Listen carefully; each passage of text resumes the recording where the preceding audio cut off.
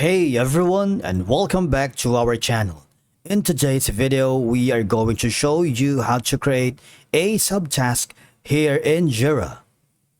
Let's begin. Now, the first thing that you need to do is to log in using your credentials.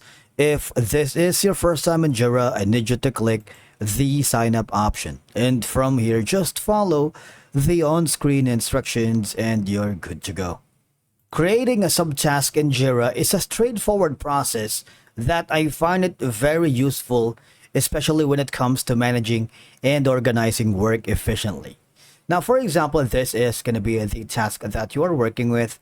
Here in Jira, there is a concept of the parent, which is going to be the issue or the main task, and the child, which is going to be the subtask. All right. Now, all you're going to do is hover to your mouse to click on the add a child issue. This is going to be the parent. All right. When you click on this small button, you see the child issues is considered as the subtask. Okay, it's a very straightforward process that could help break down these tasks into smaller, manageable pieces. I do this a lot if I'm working with multiple freelancers and different clients. Now, for example, if you wanted to create a subtask, just say what needs to be done. Maybe this one, you have an option for the order, maybe created, key, status, and assignee. Okay, you can also use the suggest subtask using the AI help.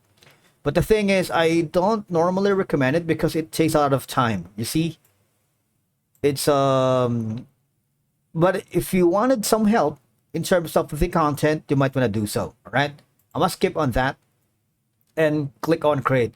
If you wanted, you can also choose an existing issue that's going to be the parent of this child, which is going to be subtask.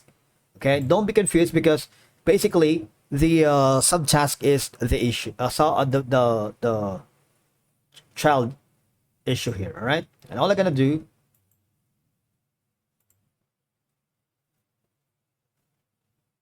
is simply click on create. Okay, so you have the subtask already, and again you have more options here. For example, this is going to be done. You can also view the workflow for your specific subtask.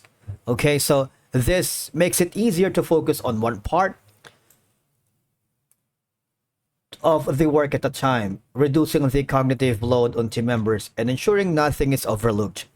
This is especially useful really if you're working with multiple team members who are involved in tasks. Subtasks can help delineate specific responsibilities. All right, and that's it for today's video. Thank you so much for watching. We will see you in the next video.